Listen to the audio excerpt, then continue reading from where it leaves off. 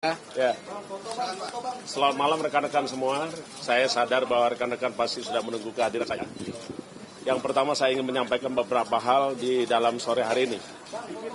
Yang pertama adalah saya hadir di Mabes Polri, lembaga yang kita banggakan, lembaga yang sudah membesarkan saya. Sejak saya tahun 83 berpangkat Sersan 2, dengan tentu pengabdian saya adalah mengabdi kepada bangsa. Dan sampai hari ini saya tetap bangga kepada Kepolisian Negara Indonesia. Yang kedua, saya juga ingin menyampaikan kepada rekan-rekan semua bahwa saya saat taat kepada hukum, menjunjung tinggi supremasi hukum, dan tentulah kita sadar bahwa negara kita adalah negara hukum, Rechtsstaat.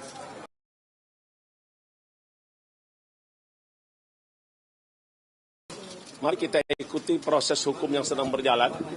Tentu saya juga meminta kepada rekan-rekan semua dalam rangka mencerdaskan kehidupan bangsa supaya tidak menebar, mengembangkan ataupun menyusun narasi-narasi atau opini yang akan menyesatkan kita semua, bahkan cenderung menghakimi kita semua. Yang ketiga, saya juga ingin menyampaikan kepada rekan-rekan semua, saya sangat apresiasi atas kehadiran serta perhatian seluruh rakyat Indonesia, rekan-rekan media yang telah memberikan perhatian kepada kami. Tentu kami berharap rekan-rekan semua mengawal proses hukum yang sudah berjalan. Kita hormati azas praduga tak bersalah dan juga kita pastikan bahwa kepastian hukum akan berjalan, tunjukkan keadilan dan juga kita percayakan kepada proses hukum yang berjalan sebagaimana rekan-rekan saksikan. Yang keempat, sebagai anak manusia, anak bangsa, tentu kita berharap bahwa hukum tertinggi adalah hak asasi manusia. Karena itu saya berharap kepada rekan-rekan semua, mari kita junjung tinggi hak asasi manusia dan tentu juga kita harapkan bahwa kelak proses ini akan selesai dengan memberikan keadilan yang sesungguhnya. Saya mohon dukungan dan seluruh rakyat Indonesia bahwa memang di dalam melakukan pemberantasan korupsi itu tidak mudah, tentulah banyak tantangan dan hambatan. Bahkan jiwa raga harus kita korbankan.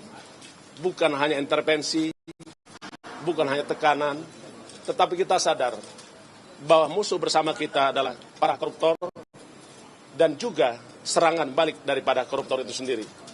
Yang terakhir saya ingin sampaikan kepada rekan-rekan semua, mari kita percayakan kepada proses hukum yang berjalan dan tentulah kita berharap, kita percaya sepenuhnya bahwa hakim akan memberikan keputusan yang seadil-adilnya karena kita paham bahwa doktrin hukum kita adalah hakim adalah orang yang paling menguasai masalah dan perkara yang ditangannya.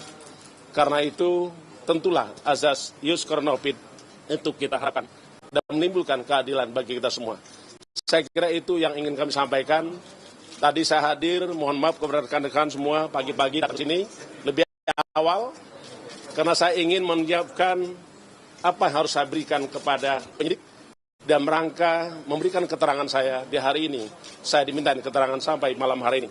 Saya juga terima kasih dan mohon maaf kepada rekan-rekan semua yang sudah jerih payah menunggu saya.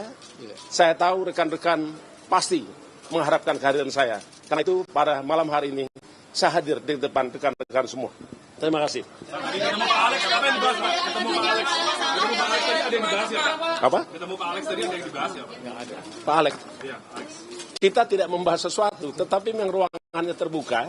Tentulah kita saling pandang, kita juga bersapa. Karena beliau adalah juga teman lama saya, sahabat saya, pemain bulu tangkis. Pak, ada pertanyaan Pak soal salah satu bukti yang dikantongi Kapolda Metro ini kan salah satunya menyangkut dokumen falas di beberapa money changer gitu. Ada penjelasan ya Pak? Ya, tentu saya percayakan kepada rekan-rekan penyidik, kepada seluruh rakyat Indonesia yang bisa memonitor dan mengikuti proses ini sampai selesai. Karena pada prinsipnya, setiap persoalan hukum haruslah kita selesaikan secara hukum. Di mana diawali proses hukum itu berjalan, maka juga harus ada ujungnya, yaitu selesai. Karena kita mengenal prinsip the sunrise and the sunset principle, itulah sejatinya hukum. Tadi Pak Agus Raharjo tadi mengaku bahwa ada intervensi Pak Jokowi soal dia jadi pimpinan KPK. Ini kan satu kasus perkara. Apakah situasi itu juga dialami Bapak? Ya, kita menyadari bahwa saya kira setiap pimpinan pasti akan menghadapi segala tantangan, hambatan, bahkan juga bisa jadi intervensi maupun tekanan. Karenanya, jangan pernah menjadi pimpinan KPK kalau tidak berani untuk diintervensi, tidak berani untuk melawan tekanan, karena sesungguhnya keselamatan kita semua memang ada di pundak pimpinan KPK untuk membersihkan negeri ini dari praktek-praktek korupsi. Saya kira semua orang akan mengalami rasa tekanan, intervensi, dan lain. Tinggal kita memilih apakah kita berani untuk melawan tekanan itu atau tidak. Rekan-rekan pasti melihat kenapa akhir-akhir ini terjadi. Mungkin juga terjadi ada tekanan atau yang lain-lain. Makasih ya.